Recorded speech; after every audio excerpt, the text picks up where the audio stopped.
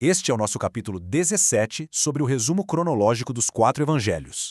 Bom, hoje a gente vai passar para uma sequência de eventos cheia de altos e baixos, sabe? De um lado a gente tem a consciência culpada de um rei, do outro a compaixão de Jesus em meio ao seu próprio luto. E ainda tem um milagre gigantesco, uma tentativa de coroação e, para fechar, uma demonstração de poder sobre a natureza. O mais fascinante é ver como cada evangelista conta essas histórias, cada um com seu foco, pintando um quadro super completo quando a gente junta tudo. Então, a história dá uma virada sombria.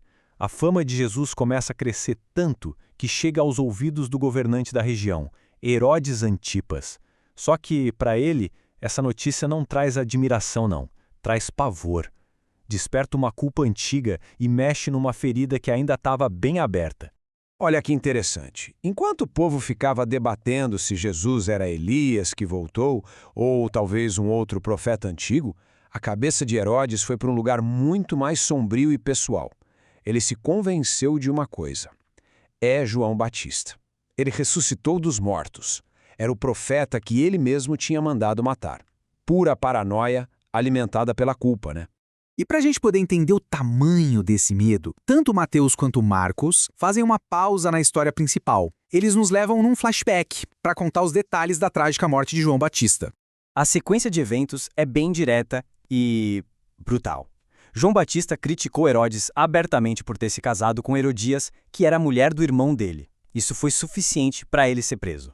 Aí, na festa de aniversário de Herodes, a filha de Herodias dança, o rei fica encantado e promete dar a ela qualquer coisa.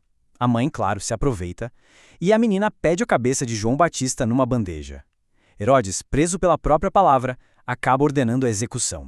Mas aqui tem um detalhe que só Marcos nos conta, e que é fascinante psicologicamente. Herodes não só tinha medo de João, ele, na verdade, o protegia e até gostava de ouvir o que ele dizia, mesmo que ficasse confuso depois. Isso mostra um homem totalmente dividido, sabe? Entre o fascínio por aquele homem santo e as pressões da corte, o que torna a decisão dele no final ainda mais trágica.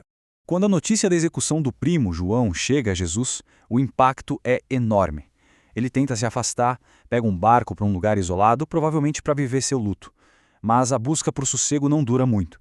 As multidões descobrem onde ele está e vão atrás dele a pé, desesperadas para encontrá-lo. E a reação de Jesus quando vê aquela gente toda é contada de formas sutilmente diferentes por cada evangelista. Mateus foca na compaixão que leva direto para a cura. Marcos usa aquela imagem bonita de ovelhas sem pastor para explicar por que Jesus começa a ensinar. Lucas, por sua vez, destaca a acolhida, a pregação sobre o reino. Já o João é mais direto ao ponto. Ele mostra Jesus subindo o monte com os discípulos, já preparando o terreno para o que viria a seguir. E esse cenário nos leva a um dos milagres mais famosos de todos. Na verdade, é o único milagre, tirando a ressurreição, que aparece nos 4 evangelhos. O dia está acabando e surge um problema bem prático, de logística mesmo. Como é que se alimenta milhares de pessoas no meio do nada? E o tamanho do desafio era absurdo. Os evangelhos falam em 5.000 homens. Mas Mateus ainda faz questão de acrescentar um detalhe. Essa conta não incluía mulheres e crianças. Ou seja, a multidão era muito, mas muito maior. É muito legal ver como os relatos se completam. Por exemplo, Marcos e Lucas contam da organização do pessoal em grupos para facilitar a distribuição. Marcos e João chegam a mencionar o custo que seria para comprar pão para todo mundo. 200 denários, uma fortuna. E João, como sempre, traz detalhes únicos. Ele diz que a Páscoa estava chegando, que Jesus fez uma pergunta só para testar Filipe e até especifica o tipo de pão. Era pão de cevada, o alimento dos mais pobres. Mas, apesar dessas pequenas diferenças, o ponto central é o mesmo e é espetacular. No final, depois de todo mundo comer até não querer mais, os discípulos ainda recolhem 12 cestos cheios com o que sobrou. Uma imagem poderosa de abundância, de provisão, que vai muito além do necessário. A reação da multidão a esse milagre não foi só de admiração, não.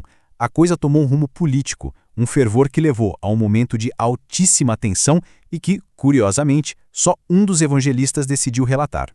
Só o Evangelho de João nos conta isso. A multidão olhou para Jesus e viu um líder poderoso, um provedor, o rei que podia libertá-los do domínio romano.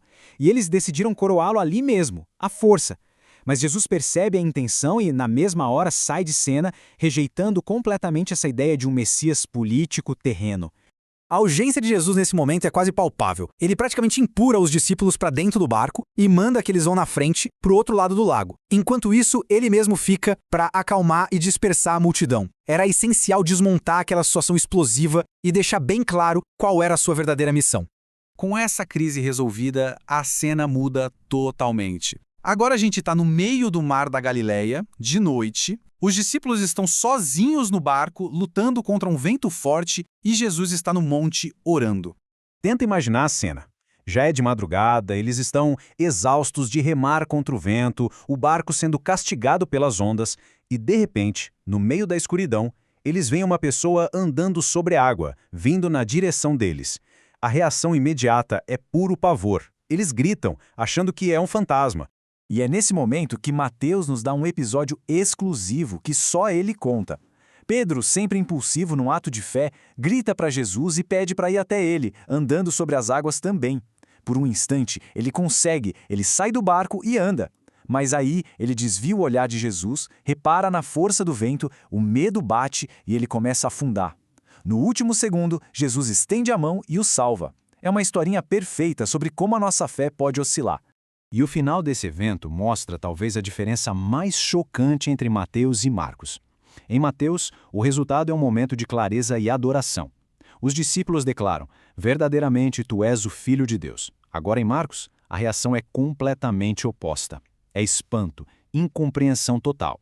Marcos chega a dizer que eles ainda não tinham entendido o significado do milagre dos pães, que o coração deles estava endurecido. Isso deixa a gente com uma pergunta para pensar, né?